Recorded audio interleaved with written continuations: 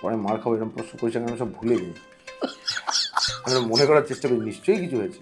দাঁড়া সপ্তাহে একবার করে কাঁপতে হবে, মানে অনেক কিছু ব্যাপার আছে, আমি কিন্তু অত ঘাটাস না, তাহলে অনেক কিছু বেরিয়ে যাবে, লোকের ভাবে ভাই বন্ধ কর, তাহলে পাগল ভাই। আমি নিজেকে নিয়ে নিজে মাঝে মাঝে পারি না। ঘরের মধ্যে আর চশমা পরে থাকি না, চশমাটা খুলে ফেল। তুই তো বললি আমাকে যে মশলা লাগবে, তুই চশমাটা পরে শুরু কর। স্টাইলিং কি তোর পার্সোনালিটিরও রিফ্লেকশন? মানে ভেতরে ভেতরে কি তুই এই মানুষটাই, মানে একটু এক্সেন্ট্রিক, একটু আগোছালো, একটু ছন্ন ছাড়া, আবার ভীষণ প্যাশনেট? আমি বাড়ির ভেতরটা পুরোপুরি আলাদা। আমার বাড়ির ভেতরটা খুবই গোছানো গোছানো না হলেও গোছানো। কিভাবে হলো প্রেম? ওকে দেখি মনে হচ্ছিল বিয়ে করতে হবে, যেরকম ছিলাম। বিয়ে করবি? আমার দিকে তাকালো, চলে গেল। তারপরে ওটাই যে সত্যি সেটা জানতাম না। শান্ত শিষ্ট নিরীহ মিষ্টি স্বভাবের একটি মেয়েকেই ভালো। বাড়িতে চল, তারপর দেখবি কতটা নিরীহ। আমি নিরীহ, বাট যেটুকু সময় ওকে দিই সেটা ওরই সময়। আচ্ছা, মানে সেটা কতটা সময় হয়? একদম 1.5 মিনিট 2 মিনিট সারাদিনে। তুই কি চাস দর্শক তোর ওই মোড়কটাকেই দেখুক, আসল মানুষটাকে না, দেখুক? আসলটাকে কেন দেখবি? আসল মানুষটা আমার বাড়ির জন্য। সৌরভ দাস কিভাবে মন্টু পাইলটটা হলো, বা মন্টু পাইলটকে করে দেখালো রাদার?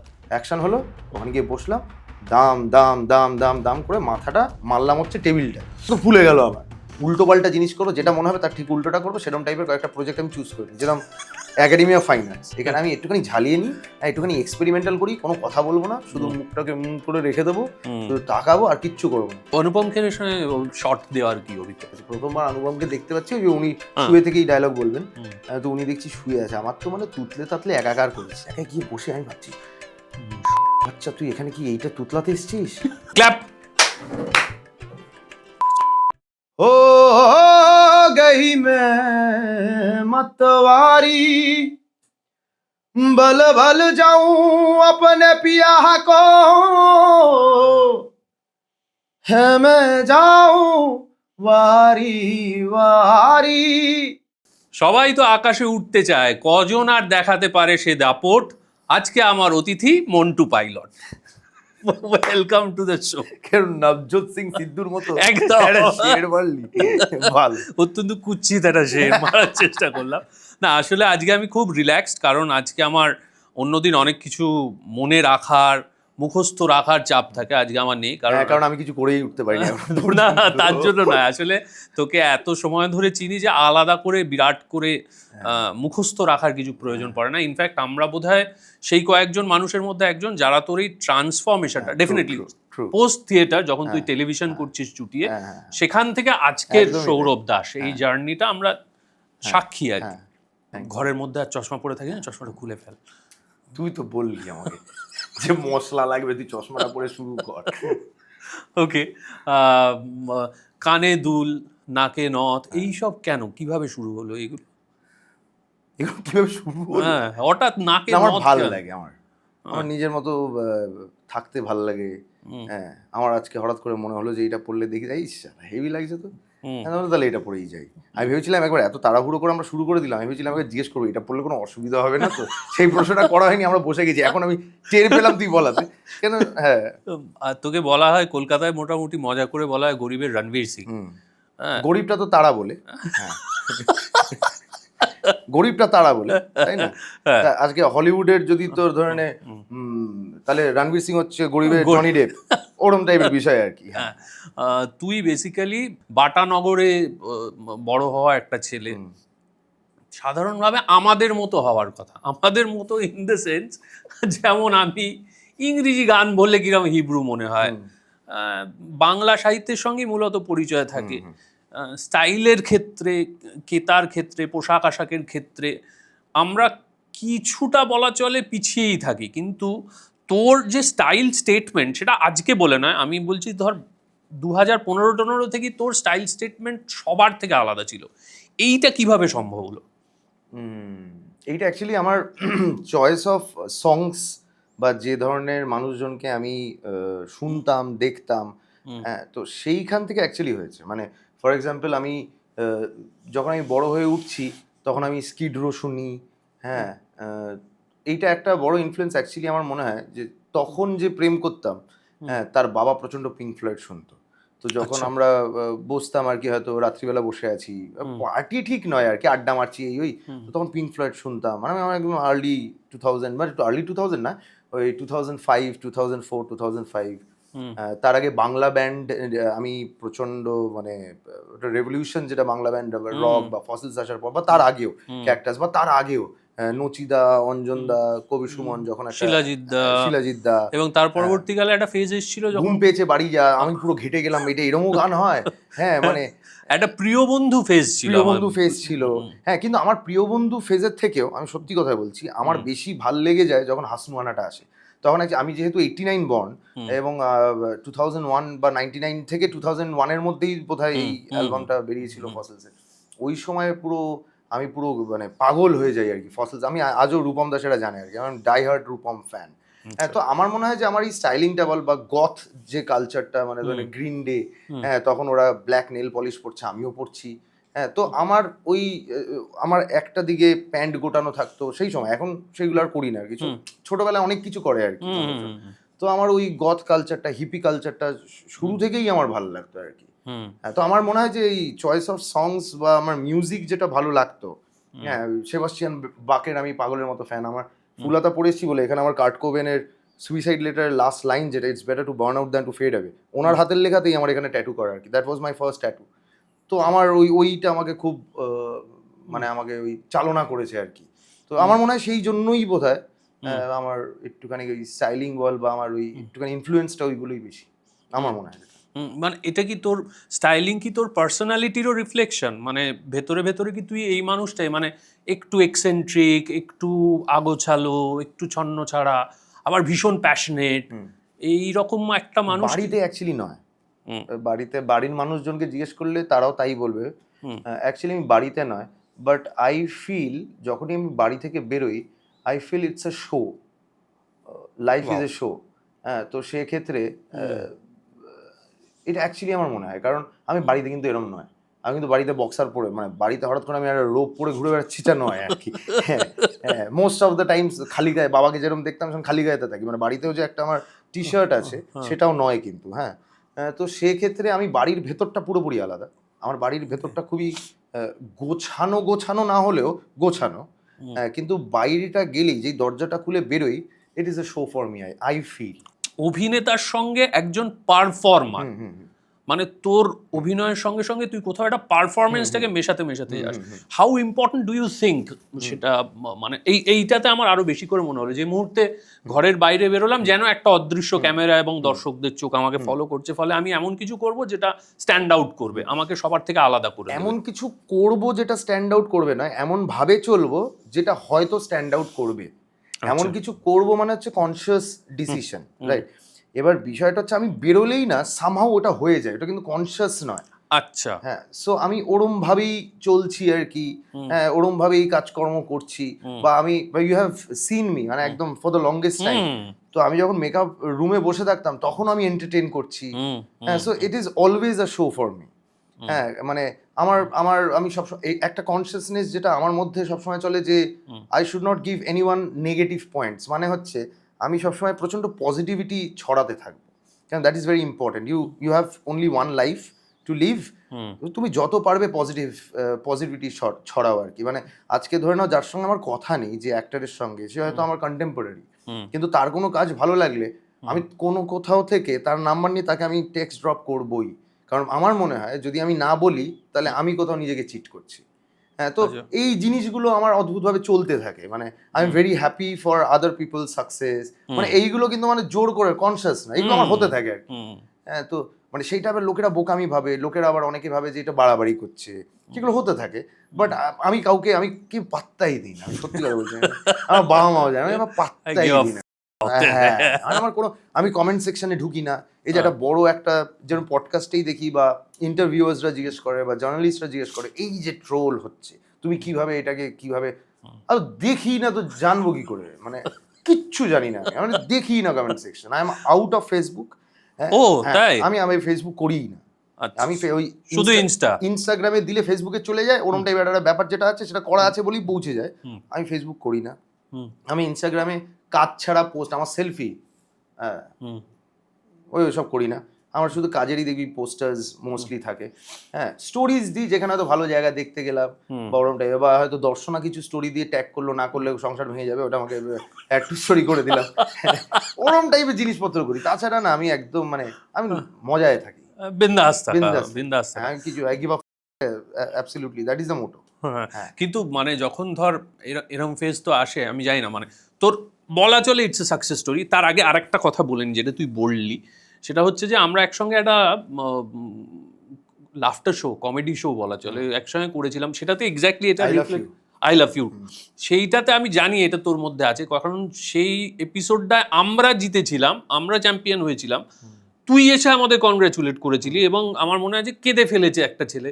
আমি মনে হচ্ছে কি করছে, কি পাগল হয়ে গেল না কি, কেন করছে, সেই মানে প্রচন্ড এক্সাইটেড। এটা সম্ভবত তোর বোধহয় কম্পিটিশনটা খুব একটা সমবয়সীদের মধ্যে কম্পিটিশন, ওর হয়ে গেল আমার হলো না, ও এটা হয়ে গেল আমার। এটা না একটা সময় মাঝখানে এসেছিল, আই ওয়ন্ট লাই, একটা সময় মাঝখানে এসেছিল যখন সবাই বলছে তুই ভালো, হ্যাঁ, কিন্তু আমি সেই ভালোর কোনো রিপারকেশন দেখছি না ফ্রম দ্য ইন্ডাস্ট্রি, মানে in sense of getting good work, good directors calling me, সেইটা আমি দেখতে পাচ্ছিলাম না। তো একটা পয়েন্ট, একটা 1.5 বছর 2 বছরের ফেজ আমি একটুখানি হালকা একটু এইগুলো নিয়ে ভাবছিলাম, তারপরে যেই কে সেই। তুইও ভাবছিস না, আমি তোকে নিয়ে ভাবছি না, ওরম টাইপের। আমি একটা জিনিস যেটা বিশ্বাস করি আর কি, যে ইউ বি অনেস্ট, এবং তুমি keep on doing the hard work, হ্যাঁ, মানে ওইটা তুমি করতে থাকো, বাকি সব will fall in its place. আমি সেটা আমার বউকেও বলি, হ্যাঁ, আমি সবাইকেই বলি আর কি, যে কিপ অন ডুইং ইট আর হ্যাং ইন দেয়ার। মানে আজকে যেটা হয়েছে সেইটাই আমার কাছে লাক্সারি। এই যে আজকে I am giving an interview to you, হ্যাঁ, তো আমি 12 বছর আগে তো এটা যখন আমরা কোজাগুড়ি সেটাই বসে আছি ধর, হ্যাঁ, তখন তো আই নেভার নিউ যে আমি এই জায়গাটাও আসতে পারবো। সো এইটা এমনিতেই আমি এক্সেসে বাস করছি এই লাইফে, হ্যাঁ, তো সেক্ষেত্রে যেটা হয়েছে খুব ভালো হয়েছে। এবং তুই সত্যি সত্যি যেমন মানে একটা সময় ধর টানা যদি কাজ না থাকে, এরকম ফেজও তো আসে, 2 মাস 3 মাস হয়তো কাজ সেই অর্থে নেই, তখন টেনশন হয় না? তখন এই মনে তো হয় না? আমি লাস্ট শ্যুট করেছিলাম আগের বছর ফেব্রুয়ারিতে, তারপরে শ্যুট করলাম এই ডিসেম্বর জানুয়ারিতে মন্টু পাইলট, তার মাঝখানে আমি কিচ্ছু করিনি। না, অফার্স এসছে, বাট আমি মানে ওইটা আমার কিক দেয়নি, সোজা কথা। হ্যাঁ, তো সেক্ষেত্রে আমি শুটিং করিনি। আমি এরপরেও কি শ্যুট করবো আমি কিন্তু জানি না, সেই জন্য দেখ পডকাস্টে বসে আছি এখন, তাহলে তো শুটিংয়েই থাকতাম। হ্যাঁ, তো সেক্ষেত্রে আমার ওই নিয়ে কোনো টেনশনই হয় না, কারণ কোভিডের সময় 1,500 টাকা ব্যাংকে চলে এসেছিল, তো সেইটা যখন কাটিয়ে ফেলেছি, তো সেক্ষেত্রে সব কিছুই কাটিয়ে ফেলবো আমার মনে হয়। মানে ইনসিকিউর লাগে না যে টানা একটানা আছি, রিলেভেন্ট হয়ে যাব, আমাকে যদি আর কাজের জন্য না কনসিডার করে? এটা আমার বউকেও বলি, আমার মানে সেইটা হচ্ছে আমি না অনেক কিছু পারি, মানে jack of all trades master of none goes with me. আমি গান গাইতে পারি,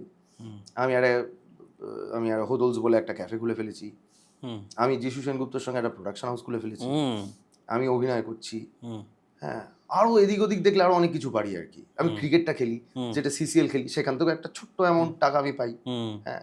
তো সেই ক্ষেত্রে আমি এতগুলো, আমার দরজা বন্ধ হলেই দেখেছি আমি সেই দরজায় নক করি না, আমি অন্য একটা জানলা খুলে নিই।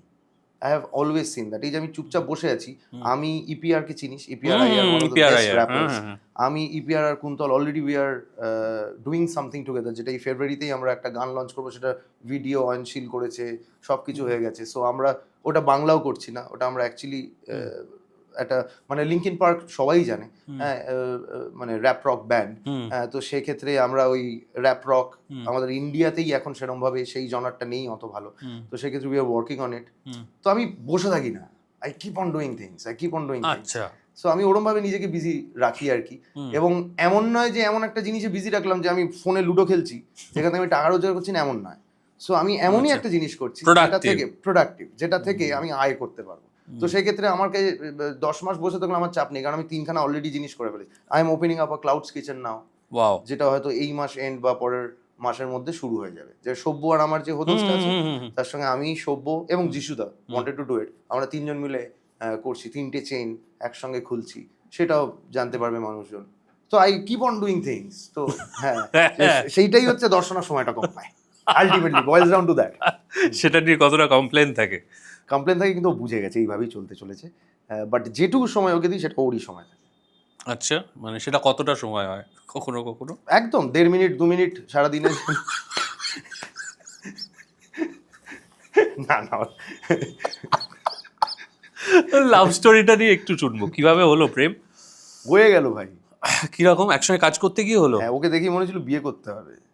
হ্যাঁ, হ্যাঁ, ওকে আমি প্রথম বলেইছিলাম যে কিছু প্রেম টেমও নেই, অত বন্ধুত্ব ওরম নেই, আলো বিয়ে করবি যেরকম ছিলাম, বললাম বিয়ে করবি, আমার দিকে তাকালো, চলে গেল।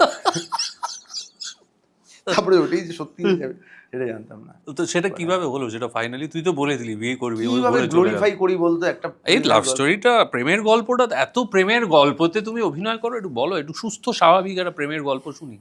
তারপর ও সুস্থ ছিল, আমি অস্বাভাবিক ছিলাম, সেখান থেকে সুস্থ অস্বাভাবিক লাভ স্টোরিটা হলো। হ্যাঁ, হ্যাঁ, আমার মনে হয় ওর এরকমই ভালো লাগে, আর আমার বেসিক্যালি আমি যা বুঝতে পারলাম উইথ টাইম উইথ এজ, শান্ত শিষ্ট নিরীহ মিষ্টি স্বভাবের একটি মেয়েকেই ভালো। বাড়িতে চল তারপর দেখবি কতটা নিরীহ, আমি নিরীহ।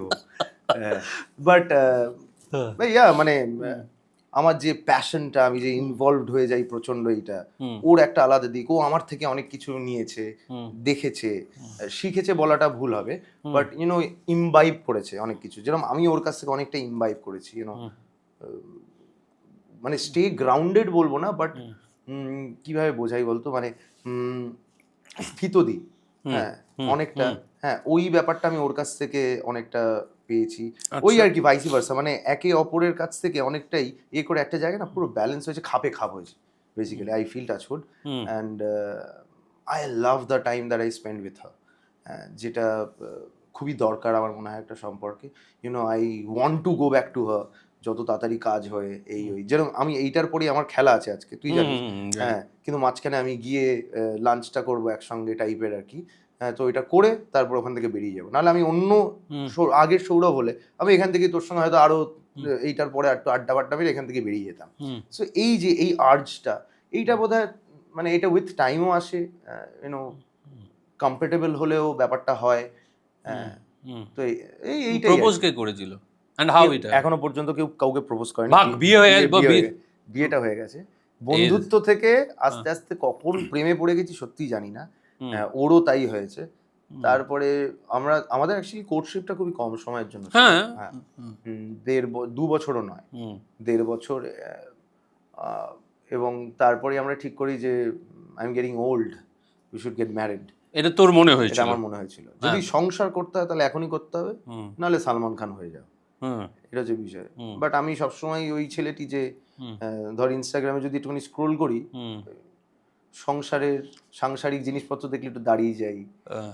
দুই বুড়ো আর বুড়ি অনেক বছর একসাথে আছে, তারা নাচছে ওয়াইন নিয়ে হাতে, সেটা দেখলে চোখে জল চলে আসে। তো আমি বুঝে গেছিলাম তার মানে আমি এইটাই, বাইরে যেটা দেখাচ্ছি সেটা নই। তাহলে যদি আমি এটাই হই তাহলে সেটা এখন থেকে করতে হবে, নাহলে এদের মতো ব্যাপারটা করতে পারবো না। হ্যাঁ, তো সেইখান থেকে ঠিক করলাম আমরা দুই পরিবার। না, বিয়ের প্রপোজালটা তো একটা সময় তো বলতে হয়েছে চল বিয়ে করি বা কোনো একটা ভাবে, সেটা কিভাবে, সেটার কোনো স্পেশাল কোনো, সেটা ওই বললো যে সেটা একটা ডিসকাশন হলো আর কি, যে কবে ডিসকাশন মানে কবে করবো, আরে কবে করবোটা ছাড়, বিয়ে যে করবি সেটার কোনো মানে কোনো রোম্যান্স, কোনো ফেয়ারি টেল, কোনো সিনেম্যাটিক কোনো নেই, মোমেন্ট নেই, এটা হতে পারে কখনো? পরে মার খাবো এরকম প্রশ্ন করেছে, আমি সব ভুলে যাই। আমরা মনে করার চেষ্টা করি নিশ্চয়ই কিছু হয়েছে। আমরা একবার গোয়ায় গেছিলাম, সেখানে কিছু ফেয়ার ডিটেল হয়নি। দাঁড়া আমরা একটা ওপেন কি বলে ওপেন ক্যাফে, মানে ওপেন টেরেস ক্যাফে রেস্টুরেন্ট, তো ওই সল্টলেকের দিকে আছে, খুবই নাম করা, ওখানেই যেতাম। ওখানে প্রচন্ড ওই উপর থেকে উড়োজাহাজ নামতো আর আমরা কথা বলতাম ফিউচারের, সেটাই সত্যি প্রচন্ড ম্যাজিক্যাল ছিল। আর আমরা খুব অল্পতে সন্তুষ্ট, আমাদের মানে হচ্ছে তোর ওই এক্সট্রা ভ্যাগেনটা আমার বাইরেই, বললাম না দরজার বাইরে, আমার ভেতরটা খুব আটপৌড়ে। হ্যাঁ, আমার খুবই আটপৌড়ে, মানে গিয়েই প্রথম এটাই খুলবো আর কি, নাকেরটা যেটা পড়ে আছে, সেক্ষেত্রে তাড়াতাড়ি খুলবো। তো এইটাই আর কি, এটা বাইরের জন্য, আপনাদের জন্য।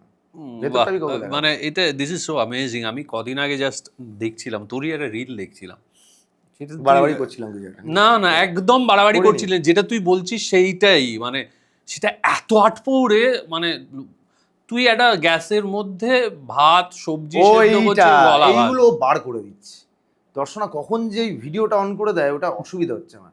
কেন অসুবিধা হচ্ছে? মানে তুই কি চাস দর্শক তোর ওই মোড়কটাকেই দেখুক, আসল মানুষটাকে? না, আসলটাকে কেন দেখবে? আসল মানুষটা আমার বাড়ির জন্য থাকুক, সবকিছু আমি কেন পাবলিক করবো? এটাই তো প্রবলেমটা হয়ে যাচ্ছে না, এই যে এই সোশ্যাল মিডিয়া ডাইলিউটেড হয়ে যাচ্ছে, মানে কোনটা ভেতরের কোনটা বাইরের, মানে পুরোটা একটা জগা খিচুড়ি তৈরি হচ্ছে সোশ্যাল মিডিয়ার কারণে। মানে সবাই এত ভ্লগ করছে, হ্যাঁ সবাই সব জায়গায়, আমি একটাই জিনিস বুঝতে পারি না, ওরা দেখবি খুব তাদের ক্যামেরাটা ঘোরাতে পারে একটা স্কিল, আলাদা স্কিল না, একদম পারফেক্ট ফ্রেমে।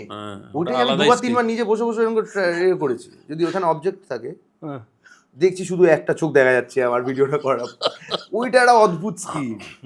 এই যে তোর আর দর্শনার ধর একসঙ্গে কাটানো, যেদিন দুজনে রোমান্টিক ওয়েতে কাটাবি বলে ঠিক করছিস, কারণ তোদের বিয়েটা, তার আগে বলে নি, তোদের বিয়েটা ফেয়ারি টেলের মতো দেখতে ছিল, কিন্তু আমি জানি না কে কিন্তু ডিজাইন করেছিল, কে প্ল্যান্ড।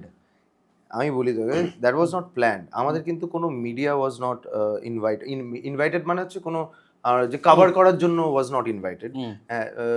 মানে রেসপেক্টিভ ওই পার্সোনালিটিস যারা ছিলেন তারা এসেছিলেন, হ্যাঁ, কিন্তু ওইটা অ্যাকচুয়ালি আমাদেরই ভিডিওগ্রাফার যারা ছিল তারাই ওইটা বানানো, হ্যাঁ, এবং সেটা আমরা একটাই ছেড়েছিলাম, সেইটাই, সেই এন্ট্রিটাই তো মানে রাজকীয়, দুজনে হেঁটে আসছে, দুপাশে পায়রো জ্বলছে, কোল্ড ফায়ার। হ্যাঁ হ্যাঁ, সেইটা কিন্তু অ্যাকচুয়ালি বিয়ের আগের দিন ওইটা করা। অ্যাকচুয়ালি আমার বিয়ে আমি নিজেই দিয়েছি, মানে বাবা মা ওয়াজ দেয়ার, বাট পুরো প্ল্যানিং ট্যানিং সবকিছু আমি আর আমার এক ভাই, মানে ভাই মানে হচ্ছে একদম প্রথম দিন রঙ্গকর্মীতে যেদিনকে আমরা গেছিলাম সেদিনকে ও ছিল, সেখান থেকে তারপরে আমার পেছন ছাড়লো না, তো আমার বন্ধু হয়ে গেল for the longest time, Kingshuk. তো আমরা দুজন মিলেই বেসিক্যালি আমার তরফের পুরো প্ল্যানিংটা করেছিলাম, অ্যান্ড অবভিয়াসলি দর্শনার পরিবার, ওর বাবা was very much involved in the marriage. তো ওইটা বেসিক্যালি আমরা আগের দিন বোধহয় দেখতে গেছিলাম জায়গাটা, আমি আর কিংশুকে গেছিলাম রাত্রিবেলা 9:30 10টার সময়, দুদিন পরে এখানেই বিয়ে হবে, একটু দেখে আসি জায়গাটা। তো তখন দেখলাম একটা এরকম একটা ডায়াস পড়ে আছে দূরে, তো আমরা ওখানে যিনি ছিলেন আর কি, তাকে জিজ্ঞেস করলাম যে এইটা কি ইউজ করা যাবে, তো তখন একটা আলাদা একটা অ্যামাউন্ট বললো, তাহলে তো এরকম টাইপের করা যেতে পারে, মানে পুরোটাই ফিল্ম হচ্ছে, it should be like that, I feel. হ্যাঁ, যে তুমি মানে আমি ভাবিও আর কি যে এটা তো one of the most important day তোমার লাইফে, তো it has to be fairy tale. এবং আমি জিজ্ঞেস করলাম যে এটা করতে, সেটা একটা আলাদা একটা টাকা বা হোয়াটএভার একটা ব্যাপার ছিল, তো সেটা বললাম যে লেটস ডু ইট, হ্যাঁ, এবং করে ব্যাপারটা ওরকম দাঁড়িয়ে গেল আর কি।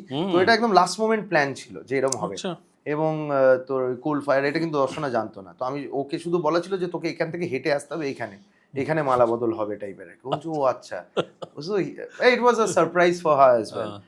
তো এইগুলো আমার খুব ভাল লাগে আর কি, মানে আমার মনে হয় কি এইটা না প্রচন্ড ইম্পর্টেন্ট, যে তোমার সঙ্গে যে আছে সারা জীবন, যার সঙ্গে তুমি ভাবছো, তাকে তোমার একটুখানি স্পেশাল ফিল করানো, এইটা খুবই দরকার একটা সম্পর্কে, টাইম টু টাইম। হ্যাঁ, মানে ওই টেকেন ফর গ্রান্টেড হয়ে যায় একটা সময়ের পরে গিয়ে, মানে আমি নিজেও দেখেছি আমার পাস্ট রিলেশনশিপস থেকে, যেটা আই ওয়ান্ট টু, আমি যেটা ঠিক করতে চেয়েছি লাইফে, যে প্রত্যেকটা মানুষের দোষ থাকে, তো তুমি কতটা শিখছো সেটা ম্যাটার করে। তো সেক্ষেত্রে আমি এটাকে কনসিয়াস এফার্ট, যে you know make her feel special. হ্যাঁ, তো এই জিনিসগুলো, এটা অ্যাকচুয়ালি সবথেকে ভালো উত্তর দিতে পারবে দর্শনা। কোনো এক সময় যদি ওকে নিয়ে বসিস এবং you ask her, she will tell you যে ও কিরকম অ্যাজ আ হাজব্যান্ড, ও একদম প্রপার উত্তর দেবে। অ্যান্ড আই ফিল যে আমার, দেখো আমি যে ইন্ডাস্ট্রিতে আছি, আমি হিরো করছি, আমি ভিলেন করছি, আমি মানুষের হিরো হবো, আমি মানুষের কাছে ভিলেন হবো, বাট আলটিমেটলি হোয়াট ম্যাটার্স হচ্ছে তুমি তোমার বাবা মাকে, তোমাকে নিয়ে গর্ব করছে কিনা, তোমার বোন গর্ব করছে কিনা, অ্যান্ড আলটিমেটলি তুমি তোমার বউয়ের প্রথম হিরো হতে পারছো কিনা। হ্যাঁ, you have to be your wife's hero, I feel. তো সেই একটা জার্নি তো চলতেই থাকে, সেটা constant process, I feel. Valentine's ডেতে এবারে দর্শনার জন্য কি গিফট, কোনো স্পেশাল প্ল্যান আছে? মানে সেটা এখনো পর্যন্ত প্ল্যান করিনি, কিন্তু স্পেশাল কিছুই হবে 14 তারিখ যখন, তো স্পেশাল কিছুই হবে। তো সেটা হতে পারে যেখানে অ্যাকচুয়ালি আমাদের সব মানে যেখান থেকে অ্যাকচুয়ালি সব শুরু, ওই ওপেন টেরেস যে ক্যাফেটা, ওখানে গিয়েই হয়তো বসবো। ওখানে গিয়ে ওর একটা গ্রিল চিকেন প্রচন্ড পছন্দ ওখানকার, ওখানে গিয়ে ওইটাই খেত আর কি। আচ্ছা, তো ওখানে গিয়েই বসা হবে, আড্ডা হবে, ও কথা বলবে, আমি শুনবো, অ্যাকচুয়ালি এটাই হয়। নাইস। এবার একটু অন্যদিকে যাই, যেটা নিয়ে কথা বলার আমার ভীষণ ইচ্ছে, সেটা হচ্ছে যে সব এই কথাটা তুই অনেকবার এর আগেও বলেছিস, কিন্তু আমার ব্যক্তিগতভাবে আবার শুনতে ইচ্ছে করে, যে মন্টু পাইলট, তোর বোধহয় যে কটা ফ্র্যাঞ্চাইজ, তোর বোধহয় একটাই ফ্র্যাঞ্চাইজ নাকি, না আরও একটা ফ্র্যাঞ্চাইজ আছে? না, আর তো চরিত্রহীন আছে, চরিত্রহীন আছে, হ্যাঁ। ফ্র্যাঞ্চাইজ আরো হয়তো একটা দুটো আছে আমার ঠিক মাথায় আসছে। কিন্তু সবচেয়ে পপুলার মন্টু পাইলট, সবচেয়ে পপুলার মন্টু পাইলট। এই মন্টু পাইলটটা দেবালয়দার ডিরেকশন, এটা ঘটলো কিভাবে? মানে এটাতে মন্টু পাইলটটাকে আমি মানে অফার পাওয়ার কথা বলছি না, কিন্তু সৌরভ দাস কিভাবে মন্টু পাইলটটা হলো বা মন্টু পাইলটকে করে দেখালো রাদার? মন্টু পাইলট গল্পটা অ্যাকচুয়ালি অনেকদিন আগে শুনেছিলাম, যবে প্রথমবার হলো 2019-এ। তার 2018 নাগাদ দেবালয়দা এই গল্পটা একবার আমায় বলেছিল, তারপরে সেটা আর হয়নি। তারপরে আলটিমেটলি হঠাৎ করেই 2019-এর অক্টোবর, সেপ্টেম্বর এন্ড অক্টোবর ওই সময় আমি তখন এতে থাকতাম, মানে অ্যাক্রোপলিস মলের পাশেই থাকতাম একটা ভাড়া বাড়িতে। তখন আমায় ফোন করে দেবালয়দা যে তুই কোথায় আছিস? আমি তো বাড়িতে আছি। ও জানতো আমার বাড়ি পাশে, বলতো একবার আসতে পারবি তো? অ্যাক্রোপলিস মলের সামনে একটা চায়ের দোকান আছে ছোট্ট, ওই মোড়টাতে। তো ওখানেই ডেকেছিল, ওখানে ডেকে বললো যে I am fighting for you, Montu পাইলটটা করলে তোকে নিয়েই করবো। তো লাইফে সবসময় চ্যালেঞ্জেস আমার খুব ভালো লাগে আর কি। হ্যাঁ, তো সেখানেই একটা কিক আমি পেয়ে গেছিলাম। এবং এই চরিত্রটা যারা দেখেছেন, মানুষ অনেকেই দেখেছেন, বহু মানুষ দেখেছেন, হ্যাঁ, তারা জানেন আর কি যে কতটা ইন্টেন্স, কতটা কি বলবো, মানে প্রচন্ড ইন্টেন্স আর কি, ভয়ঙ্কর ভয়ঙ্কর ভয়ঙ্কর ভয়ঙ্কর। হ্যাঁ, যে এই চরিত্রটাই, হ্যাঁ, সেইটার আর্ক বল বা সেই চরিত্রায়নটা যেভাবে করতে হয়েছিল আর কি, সেটা দেবালয়দা হেল্পড আ লট। হ্যাঁ, কিন্তু আমার মধ্যে যে ওই ব্যাপারটা ছিল সেটাই আমি জানতাম না। সেটা থিয়েটারে যখন অনেক চরিত্র করেছিলাম তখন আমার মাথায় ছিল যে I know I M capable of doing this. হ্যাঁ, কিন্তু যখন দেবালয়দা আমাকে নারেট করলো যে কি চাইছে, তো অদ্ভুত একটা সিঙ্ক হয়ে গেছিল আমার, Indranath Marik was the DOP, ইন্দ্রদা এবং দেবালয়দার মধ্যে। হ্যাঁ, যেটা অ্যাকচুয়ালি ট্রান্সলেট করলো স্ক্রিনে এবং তারপর মানুষ দেখলো। এবং মন্টু পাইলট মানে অনেক কিছু দিয়েছে আমার লাইফে, সেই জন্য এই ট্রিবিউট হিসেবে এই ট্যাটুটাও আমার তারপরে করা। ও আচ্ছা, আমি হয়তো বুড়ো হয়ে যাব, কিন্তু এটা থেকে চামড়া হয়তো কুচকে যাবে, প্লেনটা আস্তে আস্তে ছোট হয়ে যাবে, কিন্তু থাকবে। হ্যাঁ, না আমি বলছি ধর এইটা তুই ন্যারেশন ডিরেক্টর বলে দিল সব কিছু, মানে তুই কিভাবে এটাকে কনসিভ করলি? মানে এবার ধর তোর মাথায় চরিত্র নতুন পাওয়ার পর মাথায় অনেক কিছু চলতে থাকে চলতে থাকে চলতে থাকে। আমার মনে হয় ব্যক্তিগতভাবে সবটা বোধহয় করাও যায় না, আবার নতুন কিছু ঢুকেও পড়ে, কারণ ওই রোলিং অ্যাকশন বলার পর যে সত্যিটা তৈরি হয় সেইটাই ফাইনালি চরিত্রটাকে এগিয়ে নিয়ে যায়। তো সেই মন্টু পাইলট পাওয়ার প্রথম মুহূর্তটা কিভাবে ঘটেছিল? মানে প্রথম মুহূর্তটা একটা অদ্ভুত বিষয় ঘটেছিল আমার। মন্টু পাইলট এপিসোড 6-এর একটা সিন ছিল, একটা বাথটাব ভর্তি অ্যালকোহল বটলস পড়ে আছে এবং আমি প্রচন্ড টেনশনে ছিলাম, কারণ তার আগে আমি কামিনী বলে একটা কমেডি একটা সিরিজ করেছিলাম। সো ওই জোনে ঢোকাটাই একটা বিশাল বড় ব্যাপার এবং আমি কি করব সেটা আমি নিজেও জানি না। মানে ওটা কি প্রথম শট ছিল এটা, ওইটা দিয়ে শুরু হচ্ছে 6th এপিসোডের ওইটা দিয়ে শুরু হচ্ছে। এবং যেখানে ও বেসিক্যালি প্রচন্ড ডিপ্রেসড, চোখের তলায় কালি পড়ে গেছে এবং একটা অনেক কিছু ঘটে গেছে, সেইটা প্রথম শট আমার। তো প্রচন্ড tension, you're an actor, you also know যে ওরকম জায়গা থেকে চরিত্রটা ধরাটা মানে ইজিয়ার হয়। আমরা সবসময় বলি প্রথমে একটু লাইট যাতে আমি ঢুকতে পারি চরিত্রটা, সেইটার আমার সেই অবকাশটা ছিল না। তো আই স্টিল রিমেম্বার যে আমি শটটায় সিগারেট খাচ্ছি এবং চোখ থেকে জল পড়ছে এবং চার্জিং হচ্ছে ক্যামেরা, এবং হঠাৎ করে দেবালয়দা ইম্প্রোভাইজ করতে থাকে। সবসময় বলে যে তুই মদের বোতল একটা হাতে ছিল, সেটা অবভিয়াসলি ওর যেরকম ভাবে বানায় আর কি মদটা, সেটা তুই খেয়ে নে পুরো। তো সেটা আমি ওই শটেই খেলাম, one shot, high speed shot. এবং তারপর কি মনে হলো আমার অ্যাংস্টটা, এই চরিত্রের অ্যাংস্ট কি হতে পারে, চিৎকার হতে পারে, ঘুষি মারতে পারে, অনেক কিছু করতে পারে, বাট এইটা আর একটা মানে যে আর একটা নচ উপরে গেলে কি করতে পারে। তো আই স্টিল রিমেম্বার আমার হাতে যে সিগারেটটা ছিল, I don't know for what joy, আমার মাথায় হলো যে I will stab it in my hand.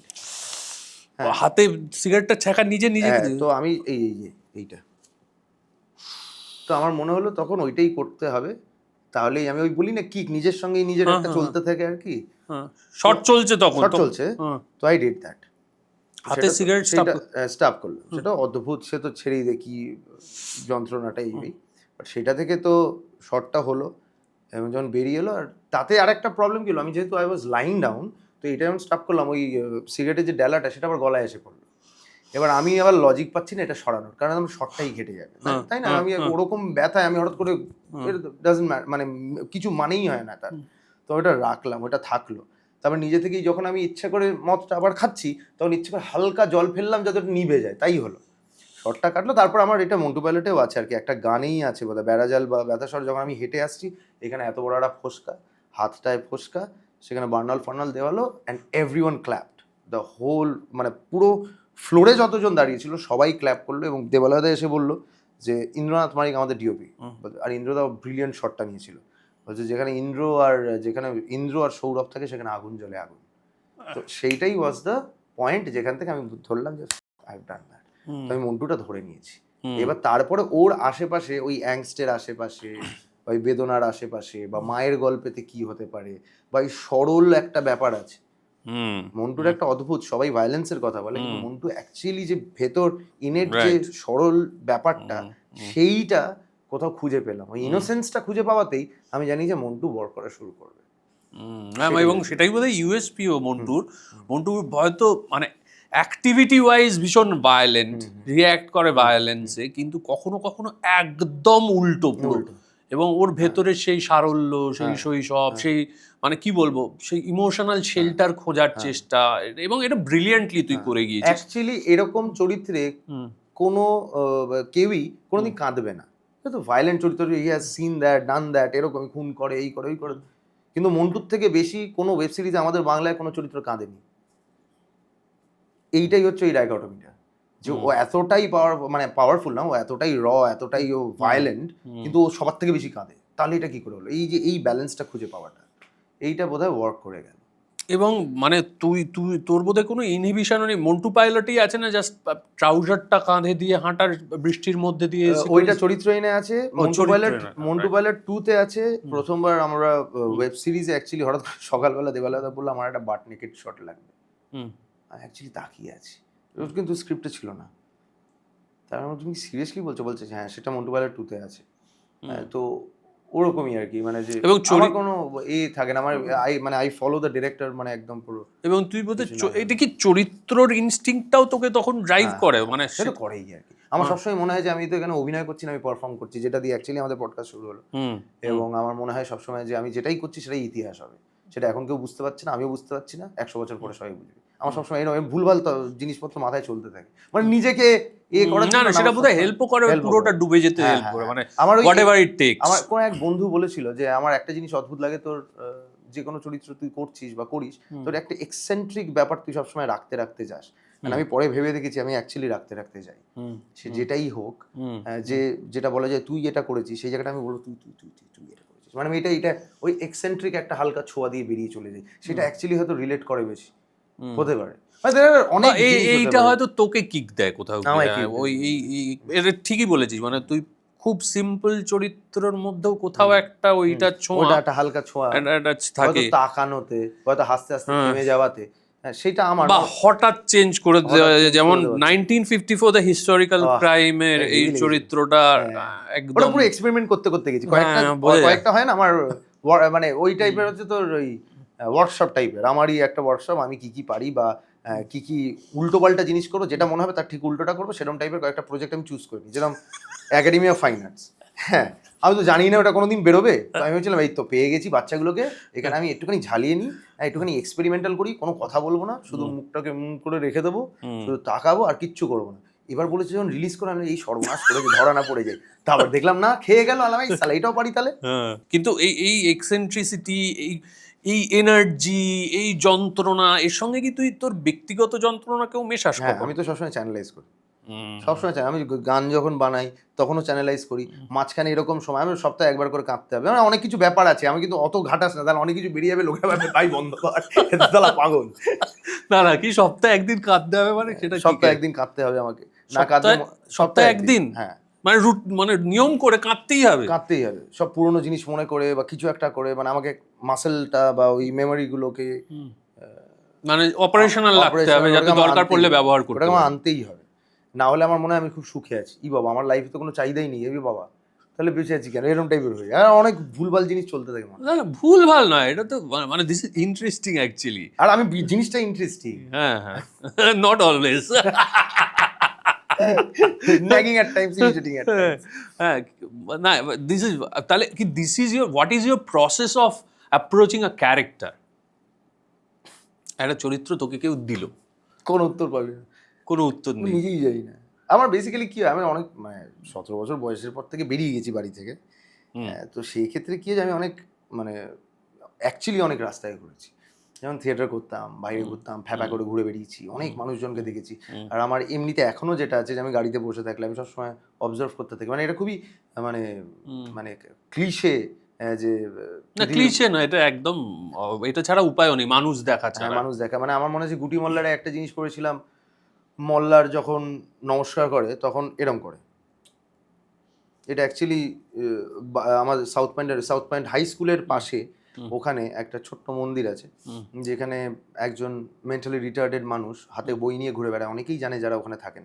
হ্যাঁ, সে গিয়ে বারবার ওই মন্দিরটা এরকম করে বইটা ঠেকায় এবং তারপর নমস্কারটা এরকম করে আর কি। তো সেইগুলো ওই ওই ছোট ছোট জিনিসগুলো সব পিক করতে করতে যাওয়া আর কি। হ্যাঁ, তো এরকম মানে হাজার হাজার জিনিস দেখেছি, কে কিভাবে কথা বলে, কে কি স্ক্যানিংয়ে কথা বলে, সেটা মাথায় তুলে রেখে দেওয়া, কখনো কখনো নোটসে লিখে রেখে দেওয়া যে এইটা আমি ওখানে ইউজ করতে পারি, এটা ওখানে ইউজ করতে পারি, বা ওরম টাইপের। বা আশাতেই আমার চোখে পড়ে যায় ওরম একটা চরিত্র, এরম একটা দেখেছিলাম। হ্যাঁ, কলকাতা চলন্তিকায় যখন আমাকে ঈশার সঙ্গে ওই পার্টটা করতে হয়েছিল, যে একটা ব্রিজের তলায় থাকে, যে আমি যেখানে ততক্ষণ আমার ফ্ল্যাট কেনা হয়ে গেছে, তো এবার আমি আমার গদিটা বড় কিনে রেখে দিয়েছি আর কি, মানে যেটা আমি ঘুমাচ্ছি আর কি। তো সেটা আমার খুব টেনশনে পড়ে গেলাম, শিট কেন করলাম, আমি তো একটুখানি অল্পতেই থাকতে পারতাম, তাহলে আমি একটু ক্লোজার টু দ্য ক্যারেক্টার হতে পারতাম।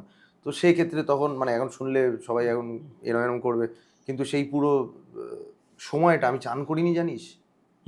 হ্যাঁ, কতদিন? আমার এখন নিজে শুনে নিজের ঘেন্না লাগছে। কতদিন? কত 17-18 দিন, যতদিনের স্প্যানটা ছিল ততদিনে আমি চান করিনি।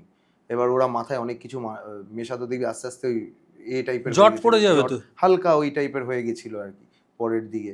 হ্যাঁ, তারপর তো ছালা হয় না তো, স্কিনে হালকা ওরকম টাইপের হয়ে যাচ্ছিল, যেহেতু আমি সবসময় রাস্তায় শুট করছিলাম, রাস্তায় শুয়ে আছি এই ওই হ্যান ত্যান, তো শুধু পারফিউমের উপর কেটেছে আর কি।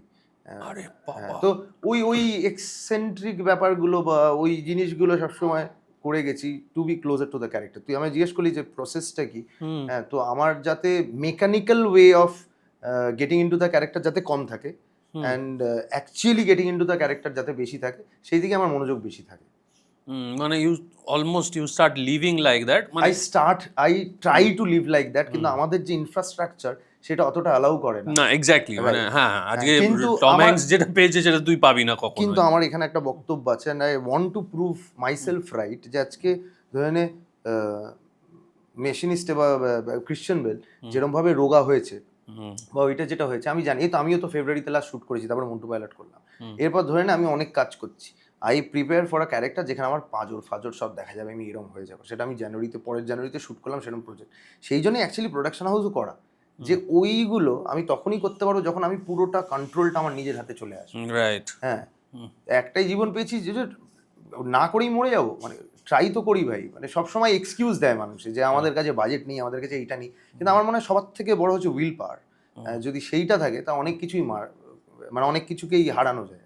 সেইটা যেমন, কিন্তু তুই কি কোনো পার্টিকুলার কোনো মানে যেগুলো যেগুলো বলছিস সেগুলো হচ্ছে তুই চেষ্টা করিস বাঁচার মতো, কিন্তু তুই যাই করে নিস না কেন সৌরভ দাসকে ফাইনালি বাড়ি যেতে হবে, বাড়ির চেনা ঘরটার মধ্যে চেনা পরিবেশের মধ্যেই ঘুমোতে হবে।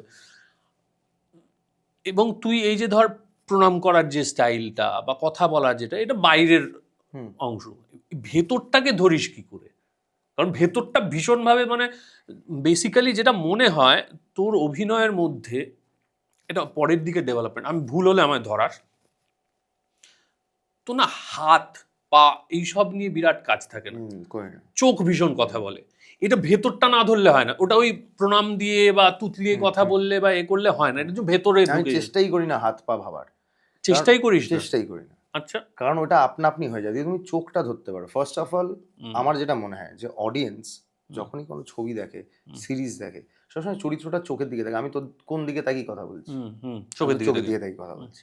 তো আমার মনে হয় যে চোখটা যদি তুমি ধরতে পারো চরিত্র বা সোলটা ধরতে পারো, সবাই বলে সোল, আমি বলি চোখটা যদি ধরতে পারো, মানুষে প্রথমেই আটকে গেছে, তো তখন তুমি হাতে অত ভাবতেই হবে না, হাতটা তোমার, তুমি যদি সোল ধরতে পারো তোমার হাতটা ওরকমই চলবে। আজকে যে আমি মৃগয়া করছি তখন আমার হাতটা, আমি এরকম করে হাঁটি, আমার হাতটা হালকা ঘুরে গেছে, এই ঘোরাতে একটা ওপেন শোল্ডার বা ওপেন চেস্টের একটা আমার বডি ল্যাঙ্গুয়েজ চলেই গেছে, সেটা আমার ভাবতে হয়নি, যখন আমার চোখটা করে নিয়েছি তখন ওই হাতটা আপনা আপনি ঘুরে গেছে। আমি মনোযোগই দিই না হাতের দিকে, বা হ্যাঁ মন্টু পাইলটে আমি একটা হাত এরকম করে সবসময় রাখি, ওইগুলো কয়েকটা জিনিস যেগুলো ম্যানারিজম, সেগুলো দরকার পড়ে, সেটা তোর বাইরের জিনিস, যেটা আমার খুবই সেকেন্ডারি মনে হয়। আমার মেইন যেটা মনে হয় সেটা হচ্ছে চোখ, এবং সেই জন্যই আমি দেখিও মানুষজন যখনই কথা বলে আমার অভিনয় নিয়ে চোখ নিয়েই কথা বলে, কারণ আমি প্রচন্ড মনোযোগ দিই আমার চোখটায়। আমার ওই যেরকম ফর এক্সাম্পল আমি একদম এক্সাম্পল দিয়ে বলছি, রহস্য রোমাঞ্চ সিরিজের 3 নম্বর পার্টটায় মরা বলে একটা চরিত্র পেলাম, লোকে আমায় ড্যাশ বলে। হ্যাঁ, এবার ওইটা কোটার্ড সিনড্রোম না, 1888-এ কোটার্ড বলে একজন সেটা আবিষ্কার করেছিল। এই সিনড্রোমটা কি, একটা অ্যাক্সিডেন্টের পর বা মাথায় এমন একটা জায়গায় চোট পেলে সে ভাবে যে সে মারা গেছে, আসলে সে বেঁচে আছে। হ্যাঁ, তুই এটা নিয়ে পড়বি, তুই পাগল হয়ে যাবি পড়লে। সেটা অভিরূপ ঘোষ কোথা থেকে পড়েছেন এবং সেটা দিয়েছেন আমাকেই, যার কোনো রেফারেন্স নেই, পুরো মানে মানে পুরো পৃথিবীর সিনেমা লাইব্রেরিতে কোনো রেফারেন্স নেই, শালা আমি জানিই না কি করবো, রাইট? আমরা তো একটা রেফারেন্সও ভাবতে হবে, কেভিন স্পেসি কি করেছিল, আচ্ছা এ কি করলো, বা ধরে নে আমার রণদীপ হুডাই আমার সারাবজিতে কি করলো, আমি তো একটুখানি দেখি, সেইটার আমার কোনো রেফারেন্স নেই। তো আমি যেটা প্রথম জিনিস যেটা বাঙালি মতে মাথায় এলো, যে মরা মানে আমরা মরা মাছ বলি, মরা মাছের চোখ বলি, কেন একটা অদ্ভুত চোখ, আমি তাহলে ওইটাকেই আজকে অ্যাচিভ করার চেষ্টা করি। হ্যাঁ, তো আমার যদি মরা দেখিস যে পুরো চোখটাই পুরো ডাইলিউটেড, মানে যদি আছিস কি নেই আমি জানি না, আমি মরা, লোকে আমার ড্যাশ বলে ডাকে, হ্যাঁ, মানে পুরোটাই ওরম একটা জোনে, প্রচন্ড মনোটানি, হ্যাঁ, কিন্তু সেখানেও কোথাও কোথাও এক্সেন্ট্রিক একটা দুটো জায়গা করে দিয়েছি, যাতে আমার ভয় লেগেছে যে এত মনোটানি মানুষ ভাল লাগবে না, হাঁটিয়ে দুটো চড় মারবে। এক্সেন্ট্রিক কোথায় হঠাৎ করে মনে হলো সেই অ্যাংস্ট, সেখানে আমার মনে হলো যে এই অ্যাংস্ট কিভাবে দেখাবে, একটা জায়গায় ওটা টিজারেই আছে, যে অভিরূপ আমায় বললো এসে তুই পুরো ঘরের যা যা আছে সব ফেলে দে, টেবিলের উপর যা যা আছে তুই নিজের সিটে এসে বস, এগুলো সব ফেলে দে। বললাম সে তো সবাই করে, এ কি করবে, মরা কি করবে? বললাম কিচ্ছু না, এ তো মরে গেছে, এ তো তার মানে এক্সটার্নাল পেনের কোনো ব্যাপারই নেই, ও তো জানে ওর কোনো ব্যথা লাগবে না। ওই আমি বললাম যে এটা কিন্তু একবারই শর্ট হবে, ডিরেক্টরকেও বলিনি, ডিওপিকে শুধু বলেছি তোর কি টেবিলটা ধরা আছে, মানে টেবিলের উপরে পোর্শন, বলে হ্যাঁ তোমার তো এই অবধি ধরা আছে, আমার টেবিলটা ধরা আছে। ঠিক আছে, অ্যাকশন হলো, ওখানে গিয়ে বসলাম, দাম দাম দাম দাম দাম করে মাথাটা মারলাম হচ্ছে টেবিলটায়, ওই যে ওটা টিজারে আছে শটটা। হ্যাঁ, তো ফর রিয়েল মারলে তো ভুলে গেল আবার। ঠিক আছে, এই যে এই এক্সেন্ট্রিক ব্যাপারগুলো আমি ছোট্ট ছোট্ট করে ঢোকালাম, বাট এইটা হচ্ছে তোর এই ফিজিক্যাল ব্যাপারটা যেটা আমি তোকে বলছি, যে একটুখানি ওই ছোট ছোট অলংকারগুলো, কিন্তু আলটিমেটলি চোখটাই, ওই মরা মাছের চোখটাই আমাকে বার করতে হয়েছিল। হ্যাঁ, তো আমার সেটাই মনে হয় যে সবসময় চোখটাকে যদি ধরে নাও তুমি কোনো চরিত্রে, তাহলে তোমার 75% কাজ হয়ে যায়। এরপর যেটা আসতেই হবে, মানে যেমন মন্টু পাইলট যদি তোর একদম কি বলবো শ্রেষ্ঠ কাজের মধ্যে অন্যতম হয়, তাহলে আর একটা কাজ যেটা ভয়ঙ্কর, সেটা হচ্ছে মৃগয়াতে ওই চরিত্রটা সর্দার, বাপরে বাপ, মানে একটা নোংরা চরিত্র, নোংরা। এই চরিত্রটার অফার কিভাবে এসেছিল এবং সর্দারকে তুই কিভাবে পেয়েছিলি? এটা তো পেয়েছিলি মানে সৌরভ কিভাবে সর্দারকে আবিষ্কার করেছিল? এই মানে এরকমই উল্টো পাল্টা অদ্ভুত ধরনের চরিত্র থাকলে অভিরূপ আমাকেই ফোনটা করে, যেমন মরা, অভিরূপেরই ডিরেকশন। হ্যাঁ, আর আমি ওকে জিজ্ঞেস করেন তোকে কি আমাকে এরকম ভাবে ভালোই লাগে না আর কি, মানে কিছুটা সাজাতেই হবে। হ্যাঁ, তো ও তোর একটা ভুলভাল একটা যুক্তি দিয়ে একটা উত্তর দেয় আর কি সবসময়, যে তোর এটা ভাল লাগে না টাইপের, হ্যাঁ সব জায়গায় এটাই দেখি আর কি, সেটা মিথ্যে কথা। হ্যাঁ, তাহলে আবিরদাকে গিয়েও বলুক একই জিনিস আর কি। হ্যাঁ, বললাম আর আবিরদা আমায় ফোন করবে, কিন্তু বিষয়টা হচ্ছে তাই যে আমার সবসময় আলাদা একটা ওকে আমায় দিতেই হবে কিছু, আর সেটা আমার ভালো লাগে না, অ্যাকচুয়ালি ভীষণ এনজয় করে সেটা বলে। তোকে কি বলে দিয়েছিল ও তোকে কিরম সাজাচ্ছে? না সেটা ওটা তো ভাবাই আর কি, মানে ওটা অ্যাকচুয়ালি আমি যে আমাদের মেকআপ ডিজাইনার প্রসেনজিৎ দে, ও এবং অবভিয়াসলি অভিরূপ, হ্যাঁ, তো আমি আর হারু, মানে ওর ডাকনাম হারু আমাদের প্রোডাকশন ডিজাইনারের, তো আমি আর হারু প্রথমে একটুখানি ওয়ার্ক করি আর কি, যে চরিত্রটা কি, ও পুরো স্ক্রিপ্ট পড়ে, আমিও পুরো স্ক্রিপ্ট পড়ি, তারপরে আমরা একটা জায়গায় আসি, তো আমরা অনেক কিছু, প্রথমে লম্বা চুল ভেবেছি, ছোট চুল ভেবেছি, তারপরে আমরা ড্রেড লক করি, সেটা একবার অভিরূপের সঙ্গে একবার একটুখানি ঘুরিয়ে নিলাম, ও বললো হ্যাঁ ভালো লাগতে পারে। সেই ড্রেড লকটায় আবার অনেক চব্য ছিল, নিজের চুলের সঙ্গে বাঁধতে হবে, হ্যান ত্যান, এই সো ইট ওয়াজ পেইন আর কি, মানে যে নিজের চুলের স্ট্র্যান্ডসের সঙ্গে ওটা কি নিজের চুলের স্ট্যান্ডসের সঙ্গে সঙ্গে লাগানো পুরোটা এক্সটেনশন? ও পুরো একটা বড় উইগ, ভারী উইগ, যেটা সামনেটা প্রত্যেকটার সঙ্গে প্রত্যেকটা বাঁধা, তো পুরো চুলটা এরম ভাবে হয়ে থাকতো আর কি, সেই হ্যাঁ মাথাটা হ্যাঁ, আমার ওই উপরে। জন্য তুই বোধহয় বিভিন্ন ক্ষেত্রে, আমি জানি না, আমি মেবি রং, তুই খুব অ্যাকশন সিকোয়েন্সের সময় না একটু কনসিয়াস থাকতিস যাতে মালটা না হয়ে যায়। অনেক সময় খুলে গেছে আর কি, ছিঁড়ে গেছে, হ্যাঁ, basically আমার মানে নিজের চুল ছিঁড়ে গেছে যে এরকম। এটাকে এরম টাক করে হ্যাঁ, নিল যে এগিয়ে, হ্যাঁ। ওইটা প্রচন্ড ভারী একটা উইক প্রচন্ড ছিল। ভারী যেহেতু, হ্যাঁ। তো ওই টাইপের, যাই হোক, আর এটা তো দাঁতটা দাঁতটায় টুথ এনামেল লাগানো, পান খাওয়া, অনেক অনেক পান খাওয়া যাতে ওই পুরো নোংরা ব্যাপারটা আসে। তারপরে ওইটা করতে করতেই অ্যাকচুয়ালি আমি নিজের থুতু নিজে গিলতে পারছি না, কারণ এই অবধি আসলেই পুরো মনে হচ্ছে যে ইস পুরো নোংরা হয়ে যাচ্ছে, তো আগে থেকেই করে নিয়ে নিচ্ছিলাম। এবার আমার মনে হলো এই সালা এটা তো হেভি, এটা যদি চরিত্রে লাগিয়ে দিতে পারি। তারপরে আমি অভিরূপকে গিয়ে বললাম শুটিং এর দিনই, মানে শুটিং চলছে তখন, তারপর থেকে ওইটা একটা নুয়ান্স হয়ে গেল যে এই চরিত্রটার সামনে গিয়ে একটা অদ্ভুত ব্যাপার হয়। অভিরূপ বলছে এই মুখটা আমার চাই না, সবসময় মুখটা এরকম করে রাখবি।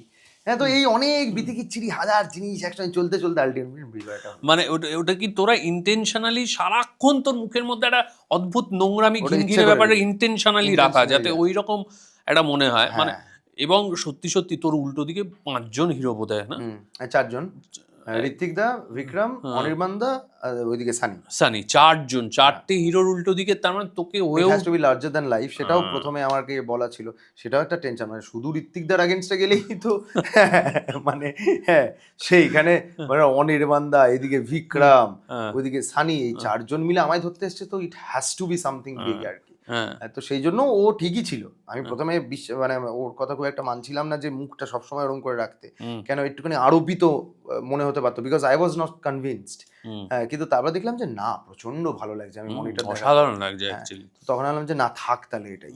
হ্যাঁ, তো ওইভাবেই এবং মৃগয়া বোধহয় এমন একটা ছবি যেটা সিনেমা হলে গিয়ে দেখার ছবি, মৃগয়া ঠিক হ্যান্ডহেল্ড ডিভাইসে দেখার ছবি না, লার্জার দ্যান লাইফ। কিছু কিছু জায়গায় মনে হচ্ছিল আর একটু বেশি বাজেট থাকলে, আরো কটা ব্লাস্ট বেশি হলে, আর একটু গোলাগুলি বেশি চললে বোধহয় ভালো লাগতো, কিন্তু অ্যাপার্ট ফ্রম দ্যাট ফ্যান্টাস্টিক। এবং পারফরমেন্স ওয়াইজও তোর পারফরমেন্স স্টেলার পারফরমেন্স। তার তুলনায় এই যে 1954 দ্য হিস্টোরিক্যাল ক্রাইম, এইটার চরিত্রটা সম্পূর্ণ আলাদা। এটাতে তোর সঙ্গে রুদ্রদা, এবং তোর পারফরমেন্সটা, এটা বোধহয় প্রথম ক্রাইম কোনো একটা ক্ষেত্রে, মানে ওরকমভাবে পিস পিস করে কেটে কাউকে ফেলে দেওয়ার প্রথম, একদমই প্রথম দিকের আর কি সিরিয়াল কিলার বলা হয়, যে ওই ওই এরার প্রথম আর কি এরকম টাইপের কিছু ঘটেছিল। সেইটাও অ্যাকচুয়ালি যে একটুখানি তো অবভিয়াসলি আরো মাল মশলা দিয়ে চরিত্রটা আমার বানানো, হ্যাঁ, যেরকম হয় আর কি সিনেমাটিক লাইসেন্সে। তো সেইটা যখন আমায় বলেই দিয়েছে যে cinematic licence, I do not have to follow পুরোপুরি ভাবে ওইটা যে কিরম ছিল, তো সেখানে ওই ব্যাপারটা আমার আরো ভালো লেগেছে, এক্সেন্ট্রিক ব্যাপারটা ওখানে একটা আমার না প্রত্যেকটা চরিত্রের সঙ্গে একটা অ্যানিমেলের আমি একটা করে নিই আর কি, যে এইটা যদি সর্দার যদি লায়ন হয়, মন্টু তাহলে টাইগার হবে। হ্যাঁ, এইটা বলেছিলাম একটা অ্যাংরি যদি হনুমান হয়, হ্যাঁ, মানে এই 1954 হ্যাঁ, অ্যাংরি যদি হনুমান হয়, যদি রেগে থাকে কোনো হনুমান কি করবে, মানে ওর ওই একটা টেবিলে লাফানোর সিন ছিল যেখানে ওকে ইন্টারোগেট করা হচ্ছে, যেখানে হঠাৎ করে টেবিলের উপর উঠে লাফ দিয়ে বসে আর কি। হ্যাঁ, তো ওরম ভাবেই উঠে বসে আর কি, চার পায়ে টাইপের। আর এমনিও কেন করেছিলাম এটা, যেহেতু ও থিয়েটার করতো পাগলের মতো। হ্যাঁ, ও নিজেই ডেসডিমোনা করছে, ও আবার মানে প্রত্যেক মানে মেয়েদের চরিত্র নিজে করছে, ছেলেদের চরিত্র নিজে করছে, অদ্ভুত একটা উইয়ার্ড ক্যারেক্টার আর কি। যার প্রচন্ড ফিজিক্যাল টাচে বিশ্বাসী, যে প্রচন্ড পারভার্ট, যে চুমু খাওয়ার আগে হয়তো করে জিভ দিয়ে গালে চেটে, মানে এটা নোংরা আর কি, একদম নোংরা করতে চেয়েছিলাম। তো সেক্ষেত্রে ওই ওই ওই ওই অ্যানিমাল ওরকম ইনস্টিংক্ট ওইটা ওর মধ্যে আছে আর কি। ওই ওই ওই জিনিসগুলো আমি করতে থাকি আর ইন্টেন্সিভ করার সময় তুই কি মিউজিক চালাস? হ্যাঁ, মানে এটা আমি আসলে এত জায়গায় বলেছি, আজ আমি তোর এটা বল সব জায়গায় বলেছিস, পপুলার জিনিসগুলো তো বলতেও হবে। মিউজিকটা কেন চালাস? আর কেউ সহ্য করতে পারছি না ওইটা বিষয়টা, মানে দেবালয় দ্বারা তো বলছে উফ 10 বছর ধরে একই জিনিস শুনে যাচ্ছি, এরকম টাইপের বিষয় ওদের মুখস্থ হয়ে গেছে। ইনফ্যাক্ট এখন সংলাপ এডিট করছে মন্টুটা, হ্যাঁ, ও বলছে যে ও তো চালানোর আগে আমি জানি কি মিউজিক আর কি, যে কি চলতে চলেছে এরপরের সিনে, এই সিনটা, ও আচ্ছা তার মানে এটা ওই লুডভিগো এনাউডির এক্সপিরিয়েন্সটা চালিয়েছে, হ্যাঁ তাই দেখছে, হ্যাঁ তাই চলছে, এরকম টাইপের। ওইটা আমাকে খুব হেল্প করে। আমার অ্যাকচুয়ালি কি হয়, ফর এক্সাম্পল আমি যখন অভিনয় করছি, সৌরভ যেটা পারবে, আমার মনে হয় যে ওই মিউজিকটা চললে আমার ভেতরে এমন অনেক জিনিস আছে যেটা আরো বেরোতে থাকে হয়তো, যেটা আমি হয়তো প্রিপেয়ার করে আসতে পারবো না। মানে I can't put that performance on the table without the music, so I am a little dependent on the music. এবার এইটাও একটা ফ্যাক্টর, যদি কোনোদিন সিঙ্ক সাউন্ড চলে আসে তখন কি আমার অসুবিধা হবে? হবে না, কারণ আমি এত শুনেছি আমার ভেতরে এমনি ওটা চলতে থাকছে। হ্যাঁ, তো আমার একটুখানি আমি শুনে যদি বন্ধ করে দিই, ওটা অ্যাকচুয়ালি আমার ইটস রিঙ্গিং ইন ইউর ইয়ার বলে না, ওরম টাইপের বিষয় হয়। তাহলে তো প্লেলিস্টটা কি একই? না, প্লেলিস্ট আলাদা হতে থাকে। যেরকম ফর এক্সাম্পল আমি একটা, সেটা এখনো বেরোয়নি, বার্নিং বাটারফ্লাইজ বলে একটা করেছিলাম ক্যানিবালের ক্যারেক্টার, ঠিক আছে? তো সেইটার জন্য আমি তোর ফার্গো বলে বা টিউরিন হর্স বলে নিহিলিস্টিক সাউন্ড, ওইটা মানে আমি এই নিয়ে পড়াশোনা করি আর কি, যে কোনটার সঙ্গে অ্যাকচুয়ালি যেতে পারে। ফার্গো ইজ ভেরি ডার্ক, হ্যাঁ, কিন্তু অদ্ভুত একটা মেলানকালি ব্যাপারও আছে, হ্যাঁ, মানে অদ্ভুত ড্রামাটিক ব্যাপারও আছে, যেটা গিয়ে হয়তো হাত ছিঁড়ে খাচ্ছে টাইপের ব্যাপার স্যাপার যদি হয়, হ্যাঁ, বাট যেটা আছে আর কি বার্নিং বাটারফ্লাইজ ওরকমই, ফেস্টিভ্যালের জন্য বানানো। হ্যাঁ, তো সেইটাতে আমি একটা অন্য মিউজিক শুনেছি। আমি এইটাতে একটা, আমি স্ক্রিপ্ট পড়তে পড়তে আমি চেঞ্জ করতে করতে যাই আর কি, ধরেন একটা সিন এই মিউজিকে শুনলাম এইটা, এবার তারপর দেখলাম যে যেটার সঙ্গে অ্যাকচুয়ালি এটা ম্যাচ করছে, মনে হচ্ছে this is made for this script বা দিস ক্যারেক্টার, আমি সেটাই তারপরে শুটিংয়ে চালাই, সবার পারমিশন নিই। সবার পারমিশন নিয়ে বিক্রমের এক সময় অসুবিধা হয়ে গেছিল, রুদ্রবীণ আর অভিষেক হঠাৎ করে আমায় এসে বলছে, শোন তোর তো হেল্প হচ্ছে, আমাদের কোনো হেল্প হচ্ছে না, বন্ধ কর। আমার মাথা গরম হয়ে গেছে, বেশি একেবারে বন্ধ করে দে। হ্যাঁ, সেইখানে তারপরে স্ক্রিপ্টে ছিল না, গিয়ে একটা ব্যাপার হচ্ছিল তোর সঙ্গে কথা ও মাঝখানে কথা বলে চুপ, এটা আছে ও সিরিজে, মাথা গরম করে দিয়েছে। Is a very nice guy, I love him. সেটা নিশ্চয়ই, কিন্তু ওই মুহূর্তে ওই রিঅ্যাকশনটা সাথে সাথে মানে এগুলো আমার না মানে অদ্ভুত হতে থাকে, মানে আমার সঙ্গে সময় কাটালে বুঝি, মানে ভাই আমি নিজেকে নিয়ে নিজে মাঝে মাঝে পারি না।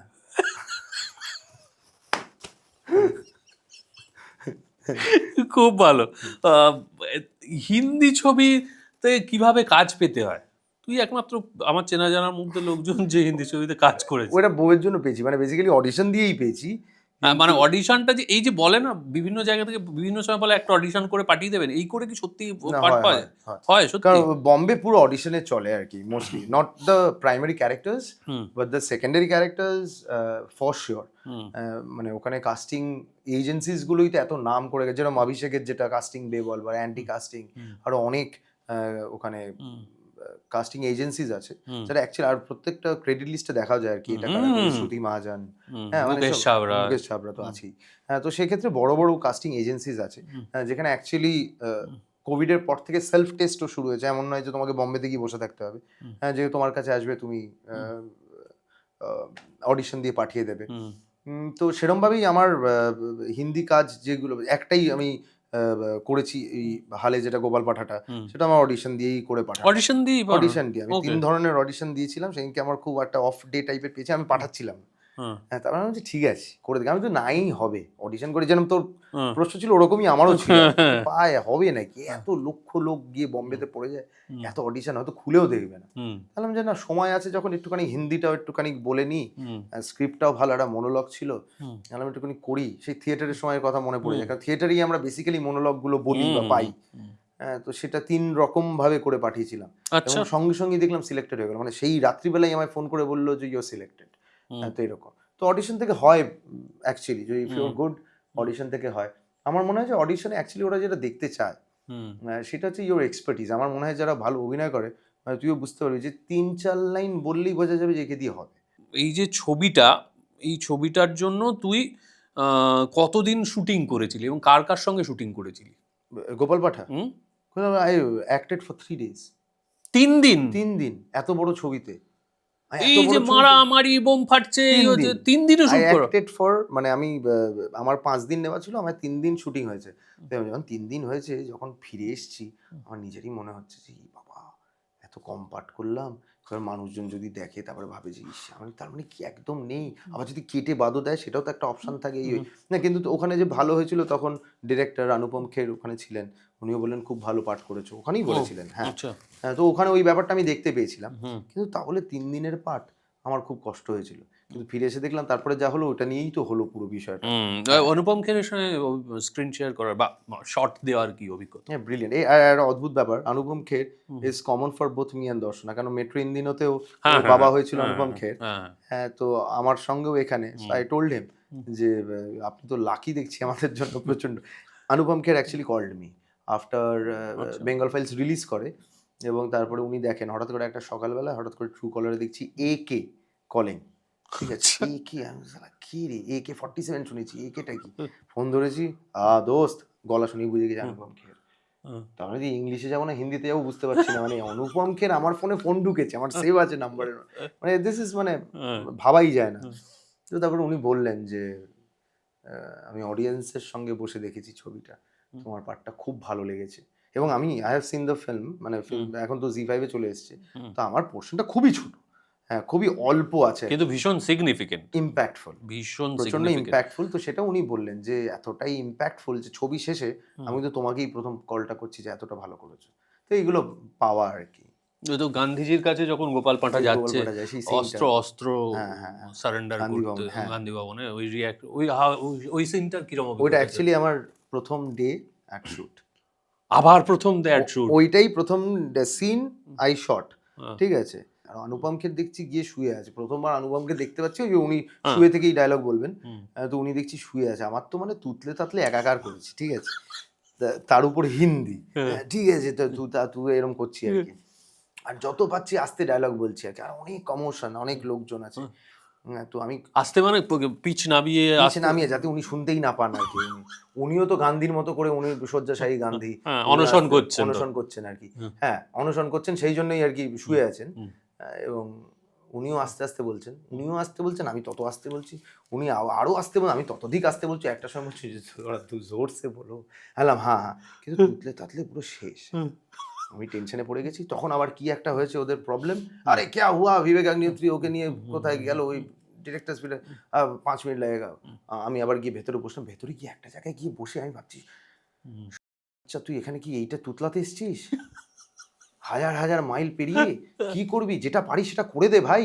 ভুলে যা অনুপমকে, ভাব সামনে একটা কাঠ শুয়ে আছে বা কিছু একটা, ইউ হ্যাভ টু ডেলিভার, যেটা পারো সেটা করো, তোমায় ভালো করতে হবে না ভাই, করে বাড়ি যাও, নিজেকে নিজের সঙ্গে কথা বলছি, আবার মিউজিক চালিয়েছি, সাইডে গিয়ে বক্স তো থাকেই আমার সঙ্গে, বক্স চালিয়ে এবার আমি আবার প্র্যাকটিস করছি, সামনে অনুপমকে শুয়ে আছি, যেটা দেখে এসেছি, করে করে করে করে তারপরে ওটা অ্যাকচুয়ালি কি হয়, ওরা একটা সিন এতক্ষণ ধরে শুট করে না, ওইটা তোর একটা ইজ একটা জায়গায় চলে আসে, রাইট, হ্যাঁ এত অ্যাঙ্গেলসে করছে, এইটুকুই করছে, মাল্টিপল টেক্সের অপশন আছে, কেউ রেগে যাচ্ছে না, হ্যাঁ কেউ করলে না কেন, কারণ ওরা দুটো তিনটে সিনই করবে আর কি সেই দিনকে, তো সেই সুবিধাটা হলো, এবং আলটিমেটলি আস্তে আস্তে আমার ব্যাপারটা অতটা আমি পুরো মানে ওই যে প্রথমে যে ইনিশিয়াল নার্ভ যেটা কাজ করছিল সেটা দেখলাম ঠিক হয়ে গেলো, তারপরে তো একদম জমিয়ে করেছি আর কি সিনটা, তো ভালো হয়েছে, তারপর বললো আর কি। তারপর যে ভয়াবহ কন্ট্রোভার্সির মুখোমুখি হতে হলো, সেই অভিজ্ঞতাটা কেমন ছিল? এবার ওই যেটাই আমি তোকে পডকাস্টের শুরুতে বলেছি, যে আমি সবকিছু করে ফেলি আগে না ভেবে, যে কনসিকুয়েন্সেস, তারপর বলে এই সর্বনাশ করেছি, এবার কি করবো।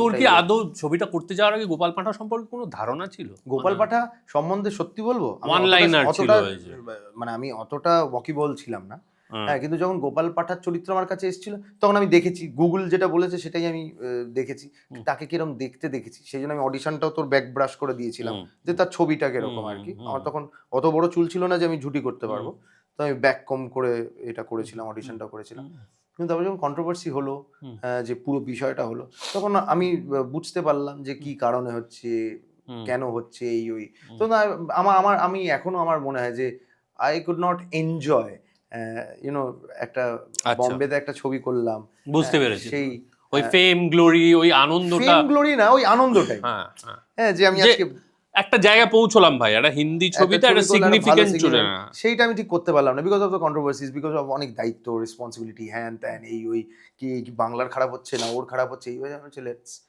And this, I am not that lucky যে একটা ভালো চরিত্র পেলাম যেখানে সবাই আমায় বাহবা দেবে, সেটা হবে না, তো সে মানে অবভিয়াসলি ইটস ভালো চরিত্র, আমি বলছি যে কন্ট্রোভার্সিয়াল, নন কন্ট্রোভার্সিয়াল একটা চরিত্র পেলাম যেটা সবাই বাহবা দেবে, সেইটা হলো না, হ্যাঁ, বাট যাই হোক, মানে আমি মানে আমার কাছে আজকে, যেটা আমি আগেও বলেছি সবসময়, যে আমি মৃগয়ের যে চরিত্রটা করেছি, একটা বাচ্চার গলা কাটছে ফার্স্ট সিনে, হ্যাঁ, তাহলে এখন তো তাহলে সেটাও আমি করতে পারবো না, রাইট, আজকে আমি অভিনেতা হিসেবে আমার তো এরকম ইনক্রেডিবল ক্যারেক্টার্স পেলে কি না, তোর কি মনে হয় প্রফেশনাল অভিনেতা হিসেবে তোর সত্যি সত্যি এরকম কোনো রাজনৈতিক দায়বদ্ধতা থাকে? মানে আজকে যদি তোকে ধর, আমি রাজনীতি বুঝি না টু স্টার্ট উইথ, অ্যান্ড আমার মনে হয় যে এইটার সঙ্গে একেবারে রং লাগানোর কোনো কারণই নেই।